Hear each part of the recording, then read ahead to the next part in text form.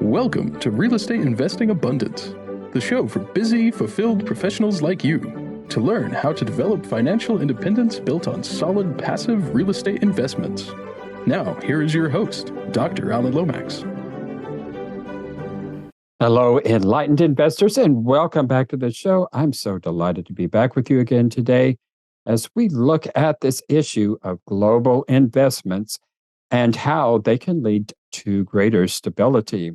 And our guest, Sonnara Meas, and his brother, Vezzna, are the forces behind Naki Group and NakiTokens.com. And they certainly know about international investment as they have blazed a trail in Cambodia real estate by bringing the scales and perspectives they developed growing up as immigrant children in the United States, where they have worked in the service industry, real estate, and banking sectors. So, Sonnara, take us into the show and share a memorable experience that helped you to be who you are today. Awesome. Thank you for having me here today, Alan. I really appreciate it. I'm looking forward to having an in-depth conversation with you going forward here. Our family were immigrants initially coming to this country. They left during the killing fields and arrived around 1982. And my brother was born in a refugee camp, and I was born here in the States.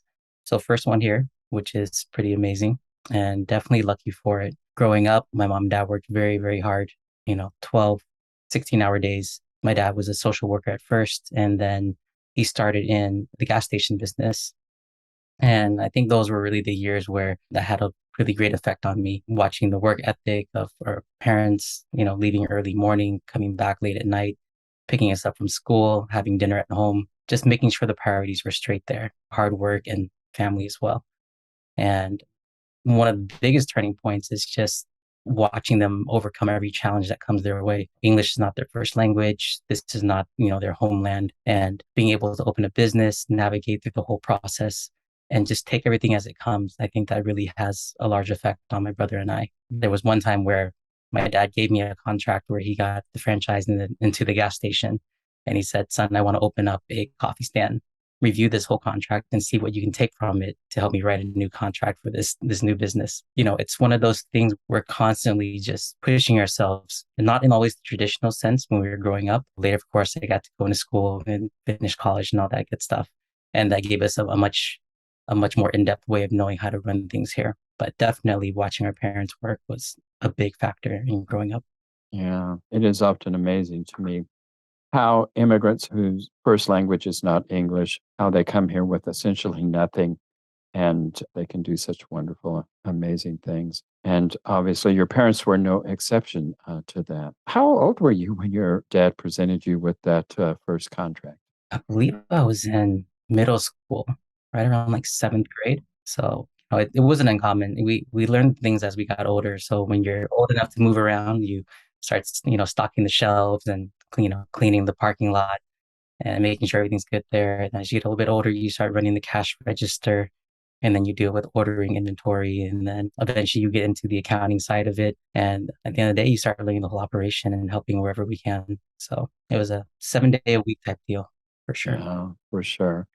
Well, it's kind of amazing that a seventh grader was presented with a complex contract. I just don't imagine many seventh graders have had that opportunity. So you have gone into tokenization of real estate. What inspired you to take that particular route? Well, using secure tokens and integrating into our whole process right now has definitely been brand new. And that's not something that we are new at, I would say. Going into Cambodia, Silvertown, our project, it was built in 2014, first of its kind to do a full service condominium, which eventually we later separated the titles, got a hard title for each unit, and started selling individual units as well. And we set the standard. We've had other people actually compliment us by copying our style and building a building that looks very similar. And it just seemed like the next step in what we're doing. Cambodia has definitely had a lot of growth in recent years. It looks completely different every time I go there. I was lucky enough to go in elementary school and middle school, high school, averaging, once, twice a year. And every time you go, it's just leaps and bounds changes. And right now, of course, it's still behind, Vietnam and Thailand, but that difference is where the opportunity is. And us being Cambodian, we see the opportunity. We get to go there and travel, but not too many people have a chance to go visit for pleasure, let alone for work. And that's where tokenization comes into play. So using blockchain and using modern technology nowadays, we're able to now provide accessibility to these type of investments. And then we are also able to provide transparency as well. That's going to be something that a lot of people don't necessarily get. And I think that's a big concern as well when you're investing into an area you're not familiar with. Mm-hmm. So having everything on blockchain, being able to see ledgers, being able to see how funds are spent, and then having dividends paid out quarterly, net proceeds from sales of units as well, and then having a custodian account based out of Singapore, and also by being licensed in the States as well, moving the project to the States, governing under US law. We've really set the bar to make this a standard. And it's not a one-off project. We're going to do this one. And then we have a lot more in the pipeline as well. Well, that is impressive. Yeah, I don't imagine there's many people in the United States who've ever been to Cambodia. And the whole idea of that seems extraordinarily exotic.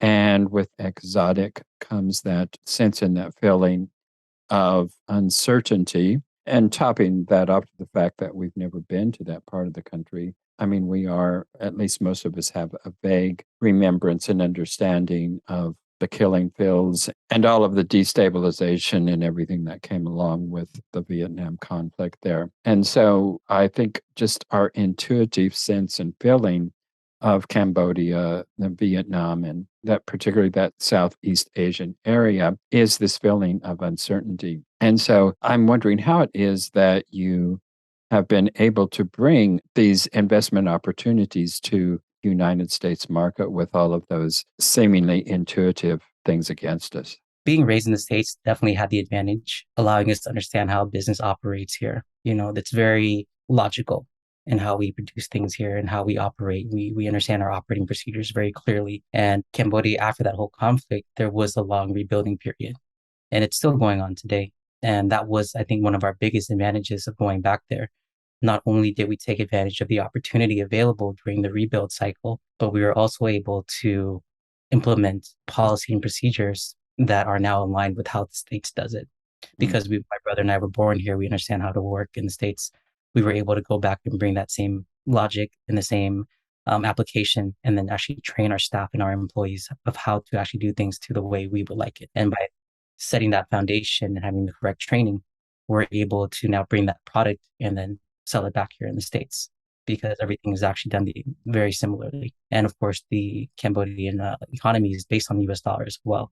So we use US dollars, and that familiarity with the currency definitely makes things a little bit easier as well. I did not know Cambodia currency was based on the US dollar. How does that work? Not 100%, sorry, not based. They do business in US dollars.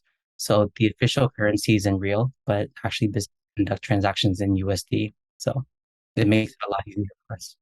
Yeah. And so with the tokenization, why is it you have actually gone to tokenization? I thought about it in kind of two ways. So I'll bring it back about 3 years ago when I had to actually move back from Cambodia. So I was out there, and then, due to some health reasons, I actually had to come back and stay in the States. And of course, everything is good now, but coming back and meeting old friends, meeting old colleagues and people in our network, I was talking to them about everything we're doing in Cambodia. And a lot of it was very difficult to communicate over. It's not that it wasn't with open ears that they were receiving the information. It's just that it wasn't something that they're used to hearing, saying that, with Silvertown, we did 111 units. And we worked on our other project, Woodland, which is 84 units. And another project that we're working on right now is a high rise with 963 units. And talking to that with, some of the people here and what we're doing, it was a little bit of a harder conversation. And I think with the amount of growth that we were pushing, I saw the same excitement in the whole blockchain space. So people in blockchain are very excited about this new technology. And I think that applies to basically anything. Anytime something new comes out and people are excited, they're open to a lot of different ideas, and they are open to seeing how you can really pull things together. And I think that excitement and that open-mindedness is why I thought the two would work very well together. Mm-hmm. There's definitely a mutual benefit Cambodia has a lot of opportunity. It's just not presented to a lot of people. And blockchain allows for a lot of people to see things very clearly in a very transparent way. And I think by combining the two together is just where the market is going to go. Not only is blockchain going to make investments a lot better in the States, but I think it's going to open up a lot of avenues for people in places they never thought they could go before. Well, I have never used tokenization. I mean, at least in the sense that we're using it today in terms of the blockchain and what have you. I mean, all of our currency is tokenization, essentially. I mean, a dollar bill has never had any value in and of itself. So it's always, I mean, it's always been a tokenization. And it's the same thing with gold and silver. It's just a token of what we think something should be worth. So it isn't that big a stretch. And yet, the way that tokenization works is a totally different concept than what we have been used to. Mm-hmm. And assigning a specific token to nothing but a digital signal is a little bit frightening in some respects. And yet, as I think about it, very few people are exchanging goods and services with dollar bills anymore. Most people go into the grocery store and they have a credit card, and that's a tokenization, essentially. But it's not quite the same thing as we are talking about in terms of tokenization. So what's the difference between going into the grocery store, putting your card in the card reader and purchasing your groceries, and purchasing a piece of property with an electronic token? My explanation is not going to be very tech.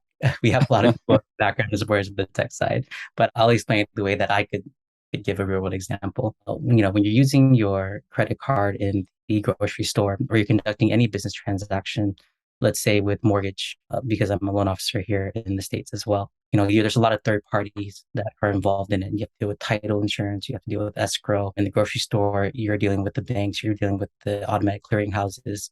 So there's a lot of processes along the way. That's how our system is set up. And with blockchain, you're able to actually reduce the amount of people involved in the middle. And it's actually, everything can be recorded on the blockchain. And so because of that, it allows for faster processing time.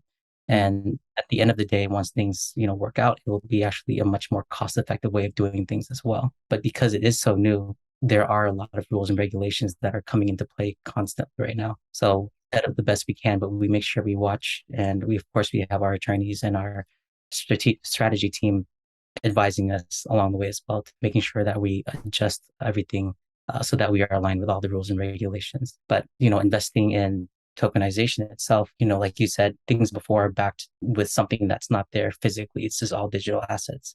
With tokenization, it's taking that same technology, but now we're attaching it to a real world asset. And I think that's a great avenue for people who aren't familiar with it. Having conversations with people, they talk about cryptocurrency. They say, well, I don't understand Bitcoin. I don't know how this would ever work. What is it backed by? What are NFTs backed by? I don't understand it. And I say, we're using the technology that they use, but we're using it and we're backing it up with something that you can see, touch, and feel. So our project that we're tokenizing has been there since 2014. We have all the financials in place. We have a full history. We've had appraisals done during COVID time, and we've had our projection models actually pushed out as well.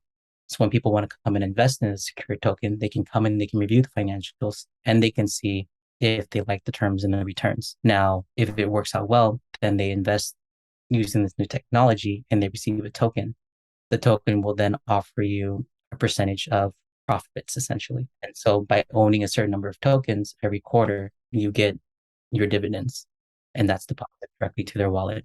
So it's just a very streamlined way of making an investment, almost like buying a share of a company, essentially. Yeah, that's what I was thinking, that it sounds kind of similar to a stock certificate in some regards, but it's not traded on a stock market.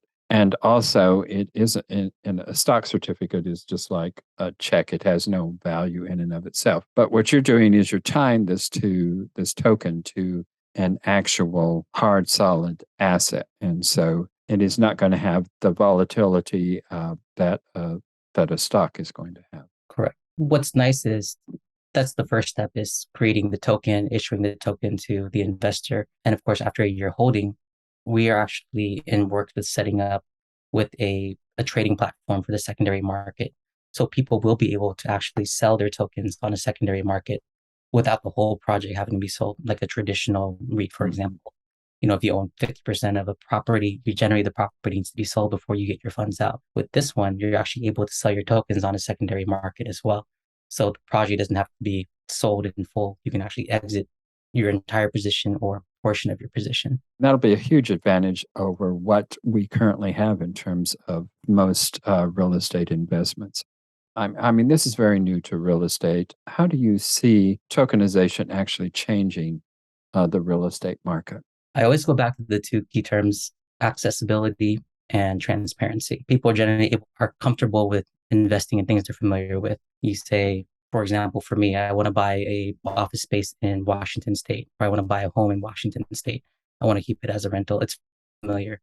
But even going from Washington State to say, let's say North Carolina, if I want to buy a property in North Carolina, I have no idea what the market is like out there. And that's still within the United States. So I wouldn't know what neighborhood to look at. I wouldn't know who I would contact necessarily off the bat. It takes some work. But we have the internet, we can have search engines, we can call some people maybe in the region that I know. But now you take that and you say, oh, I want to invest in Asia. I want to invest in Europe. I want to invest somewhere else outside of the States. That search becomes immensely harder if you're unfamiliar with people. And having the blockchain there, it's going to allow people to now go into certain platforms and see these type of investments available, know that they've been vetted out. And it's going to open up accessibility to a lot of investors that never had it before. And the transparency that comes along with it is going to provide the confidence that's needed for people to invest in these non-traditional types. And it's just going to be very interesting once things open up completely. It'll take some time for implementation for sure, but it's definitely leading in that direction. I still think it'll be a hybrid for a little while, but we want to be a trendsetter. That's what we've always done. We were at the forefront of a lot of things, and we're continuing to do that, move in that direction. Yeah, it is going to be interesting. I mean, it's interesting how changes come about. I mean, there's change in culture, change in perceptions, and all of those things have to come about before we really see any kind of sea change. But, once people start seeing these and are involved in one or two transactions like this, I could see this snowballing in probably the next 5, and certainly I think within the next 10 years, this may be the predominant means of exchanging properties. We'll see.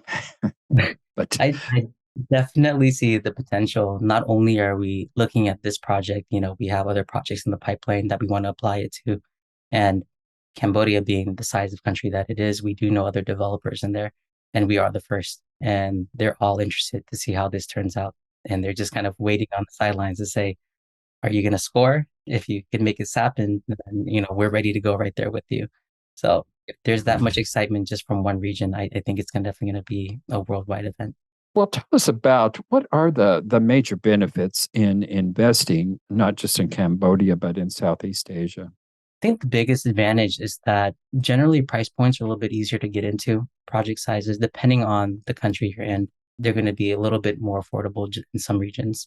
There are definitely some luxury areas that are going to be expensive, just like the stateside, but opportunities are there. And I think the biggest thing is that some of the regions, specifically Cambodia, it's still developing. It's an emerging economy. And that is going to be where generally a very good margin is going to be available to people. If you go to a normal property and you buy and then you rent it, you'll make a return for sure. With the rates as they are right now, you might break even if you're lucky after your monthly payment. But there is more opportunity for people to see a larger investment return. For example, I believe the bank right now on a fixed deposit in Cambodia is paying around 7%, which is very good for the region. So just that in itself, you can kind of see the difference right there. And I think positioning yourself with people that are familiar with the Western style of doing business, yet understand the local culture and how to maneuver in the region is very important as well. And there is a big benefit if you can invest with the correct people. I know people that have come into Cambodia that have tried to do business and they were connected with not the right people. They couldn't get a business license started. They had trouble finding, the owner of the land they wanted to purchase, things like that. They couldn't get title transferred. By the time they sent over our way through different people, we got it done for them very quickly and at a normal price range. There's definitely some risk if you are not working with the correct people, but we have done everything we can to make sure that our process is very clean, very straightforward, and very transparent. So we pride ourselves in that for sure. So who is financing these projects in Cambodia? Is it Cambodia banks? Is it international banks, or is it U.S. banks that are the financiers? There's some private equities that are out there right now. We do have a couple local banks as well that are financing. There's some from Malaysia that are financing as well. Singapore, investors from China are definitely there as well. Cambodia definitely has a lot of foreign interest in there. Silvertown is actually known for having a lot of people that are staying from out of country. So we have, people from the embassy, we have business owners, they host their guests there as well. And so it creates a melting pot of investors essentially, which has been great for us. And so we love the fact that everyone's coming in, they're interested, and it goes both ways. We've got a chance to fly out to Singapore, to Vietnam, to Laos, kind of check out different potential properties in the future and different projects. We're mainly based in Cambodia right now, but we do look to expand in the future. Well, what are the major disadvantages to investing in Southeast Asia? I think the major disadvantage, of course, is like any emerging economy, you want stability to be for sure.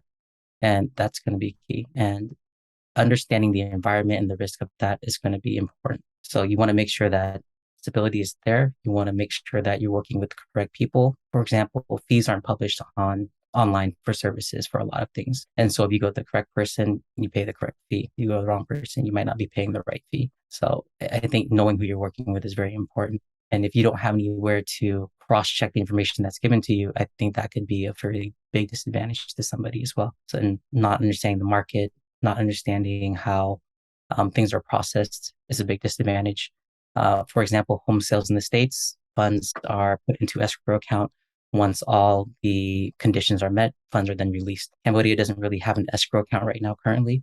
We've kind of brought the idea of it into place, and we do things with lawyer teams, but it's slowly starting to get there right now. Now escrows are done by certain banks. They offer that service. And so that's been fairly new in the last few years. So those are definitely some of the disadvantages of not knowing 100% of the business. Cambodia specifically, foreigners can't own more than 49%. They can't own landed property. And having the right business partner there, again, is going to be important to make sure you structure your transactions correctly so you do maintain your rights as an investor. Yeah, so it would be kind of scary not having a majority say in your business. So it would be really important to have a local connection there, I would think. Well, Sonora, tell us about your company and how it is that investors can get in touch with you to take advantage of your investment opportunities. Definitely. So I'm on LinkedIn, and of course, hopefully the profile's there. They can always message me, reach by email as well. And then for the tokenization aspect, of course, you can go to nakitokens.com, take a look there. There's a video where you can kind of see our story and who we are. And you can actually register there and send emails for information. So I'm available through any of those avenues. And anybody that wants to reach out, we're more than happy to have a discussion. Well, wonderful. And all of that information, of course, will be in our show notes.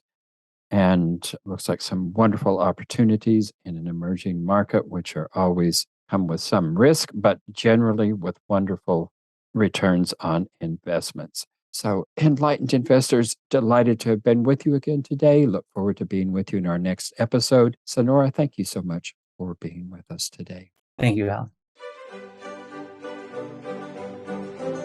Thank you for tuning in to Real Estate Investing Abundance, brought to you by Steve Talker Capital, a company working for passionate professionals like you to develop financial independence built on solid, passive real estate investments. As part of our efforts to make the world a better place, Steve Talker Capital contributes to activities and organizations committed to better understand the equine. These endeavors attempt to enhance the human treatment of horses worldwide. Steve Talker Capital, working for a world where all creatures, great and small, flourish abundantly. For resources to develop your financial independence, connect with us at stevetalker.com.